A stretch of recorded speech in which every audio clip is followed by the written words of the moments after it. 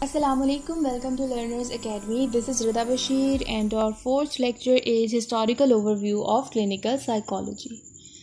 तो clinical psychology की अगर हिस्ट्री को देखा जाए तो ये डेट्स या नेम्स की फॉर्म में नहीं है, बल्कि डिफरेंट ऐसे इंडिविजुअल्स और ऐसी फोर्सेस थी जिन्होंने क्लिनिकल साइकोलॉजी की डेवलपमेंट को इन्फ्लुएंस किया। अगर हिस्ट्री को देखा जाए तो कुछ ऐसे सिग्निफिकेंट इवेंट्स और ऐसी फोर्सेस थी जिन्होंने इसकी डेवलपमेंट को इन्फ्लुएंस किया, बट उनका क्लिनिकल साइकोलॉजी या साइकोलॉजी की फील्ड से कोई रिलेशन नहीं था। इसके अलावा जो साइंस में और जो रिसर्च में इम्प्रूवमेंट थी वो बहुत ग्रेजुअल थी और clinical psychology as a profession recently emerge तो हो चुका है, बट स्टिल अपनी आइडेंटिटी को डिफ़ाइन करने के लिए काम कर रहा है।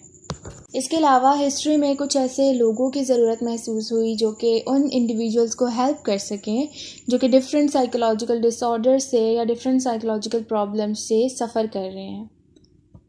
अगर अर्ली अप्रोचेस देखी जाए मेंटल हेल्थ केयर की, तो उस टाइम पे भी क्लिनिकल साइकोलॉजी क्योंकि अभी डेवलप नहीं हुई थी, तो कुछ ऐसे इंडिविजुअल्स थे जो कि और कुछ ऐसे ग्रुप्स थे जो कि साइकोलॉजिकल डिसऑर्डर्स को या साइकोलॉजिकल डिस्ट्रेस को डील करते थे, जिनमें मोस्टली रिलीजियस ग्रुप्स थे, डिफरेंट फिजिशियंस थे और वो इंडिविजुअल्स आ जाते थे जो कि सोशल वेलफेयर के साथ कमिटेड होते थे।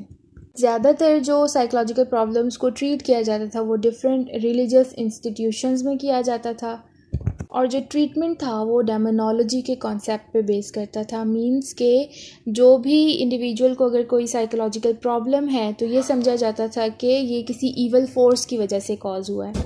अगर कोई इंडिविजुअल किसी साइकोलॉजिकल प्रॉब्लम से सफ़र कर रहा है तो ये समझा जाता था कि ये इसको गॉड की तरफ से पनिशमेंट दी गई है।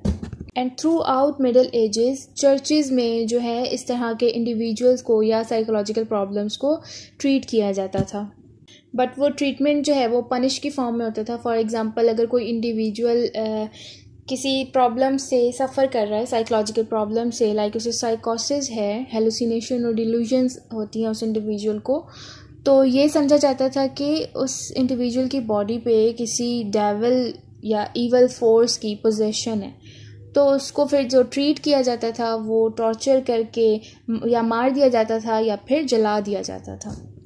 अर्ली अप्रोचेस के बाद आता है ग्रीक पीरियड। तो जो ग्रीक फ़िलासफ़र्स थे उनका ये कॉन्सेप्ट था कि हेल्थ और इलनेस दोनों को गॉड की तरफ से कंट्रोल किया जाता है। तो ग्रीक फ़िलासफ़र्स ने फिर इलनेस के बायोलॉजिकल, साइकोलॉजिकल और सोशल फैक्टर्स या कॉजेज़ को एक्सप्लोर करना शुरू किया। इनमें सबसे पहले जो ग्रीक फ़िलासफ़र आ जाते हैं वो है हिप्पोक्रेट्स।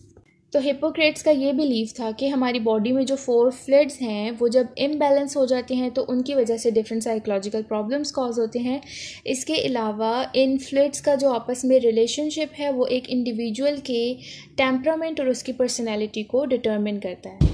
नेक्स्ट आ जाते हैं प्लाटो। तो प्लाटो का ये बिलीव था कि एक इंडिविजुअल की सोल का वो पार्ट जो कि हेड को ऑपरेट कर रहा होता है, जब वो पार्ट सिक हो जाता है तो तब वो इंडिविजुअल मेंटल इलनेस से सफ़र करता है।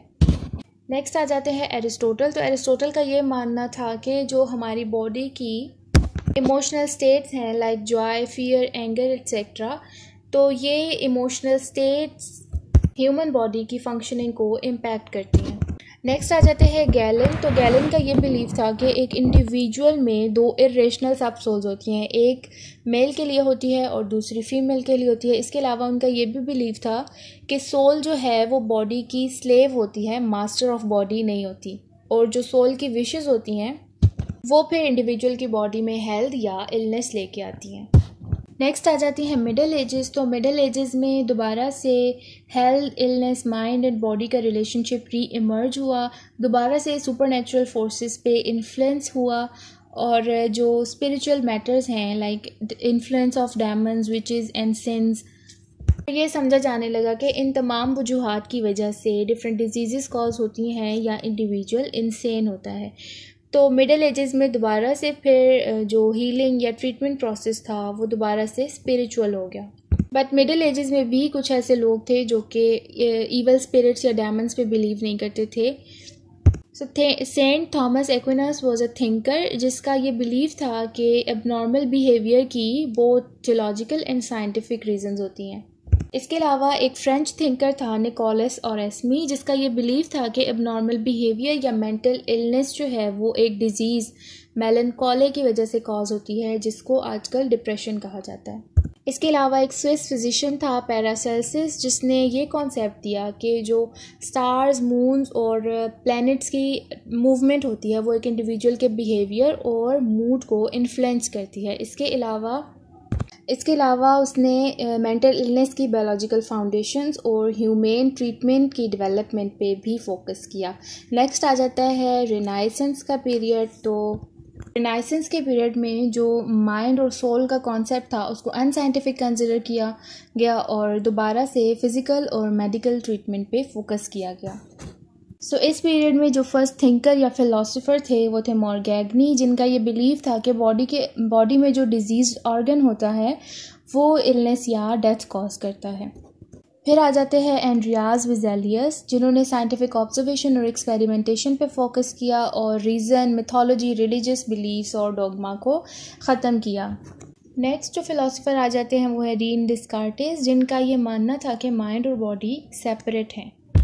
तो रिनाइसेंस के पीरियड में साइकोलॉजिकल प्रॉब्लम्स की बायोलॉजिकल बेसिस भी इमर्ज हुई, तो डिफरेंट मेडिकल प्रोफेशनल्स ने भी इन डिसऑर्डर्स के ट्रीटमेंट में पार्ट लेना शुरू किया। और जो ट्रीटमेंट प्रोवाइड की जाती थी इन इंडिविजुअल्स को वो डिफरेंट साइकियाट्रिक हॉस्पिटल्स और मेंटल एजाइलम्स में प्रोवाइड की जाती थी, जहाँ पे ट्रीटमेंट तो उनको प्रोवाइड नहीं की जाती थी बट एज अ प्रिजनर उनको वहाँ पे रखा जाता था, बांध के, ना उनकी केयर की जाती थी और ना ही उन्हें ह्यूमेनली ट्रीट किया जाता था। नेक्स्ट आ जाते हैं 19th सेंचुरी। तो 19th सेंचुरी में बहुत सारी एडवांसेस आई और जो हेल्थ और इलनेस में बॉडी और माइंड का रिलेशनशिप है उसको भी अंडरस्टैंड किया जाने लगा। 19th सेंचुरी में कुछ इंपॉर्टेंट फिगर्स थी, जिनमें सबसे पहले आ जाते हैं लोयस पास्चर, जिनका ये बिलीव था कि डिजीज़ या इलनेस किसी सेलुलर डिसफंक्शन की वजह से कॉज नहीं होती। नेक्स्ट आ जाते हैं बेंजामिन रश। तो बेंजामिन रश का ये मानना था कि माइंड में अगर कोई डिसफंक्शन है या माइंड में अगर कोई प्रॉब्लम है तो उसकी वजह से बहुत सारी डिजीज़ कॉज हो सकती हैं। नेक्स्ट आ जाते हैं फ्रांस मेस्मर। तो फ्रांस मेस्मर का ये मानना था कि जो डिफरेंट डिसऑर्डर्स या डिजीज़ हैं लाइक पैरालिसिस, डेफनेस और ब्लाइंडनेस, इनका कोई भी बायोमेडिकल इनकी पैथोलॉजी नहीं है, बल्कि उनका ये बिलीव था कि एनिमल मैग्नेटिज्म, जिसको मेस्मरिज्म भी कहा जाता है, उसके थ्रू इन प्रॉब्लम्स को ट्रीट किया जा सकता है।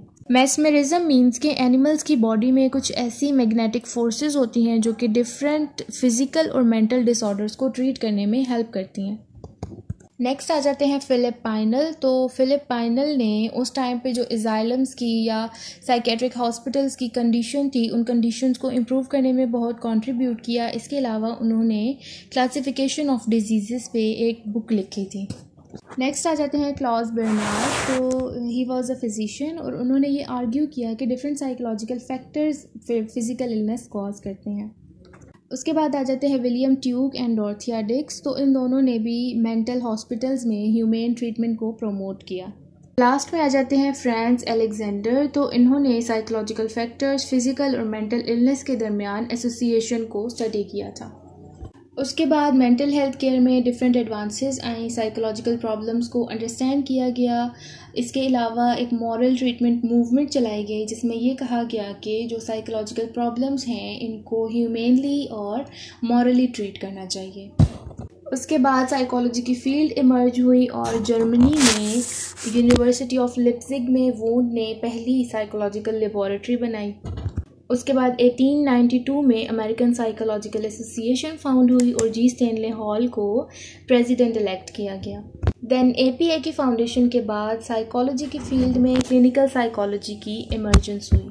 उसके बाद डिफरेंट साइकोलॉजिकल क्लिनिक्स बनाई गई और जो क्लिनिकल साइकोलॉजी की इमर्जेंस के बाद जो पहली साइकोलॉजिकल क्लिनिक बनाई गई थी वो 1896 में विटमर ने बनाई थी यूनिवर्सिटी ऑफ पेंसिल्वेनिया में, जिसकी वजह से विटमर को अब founder of clinical psychology consider किया जाता है।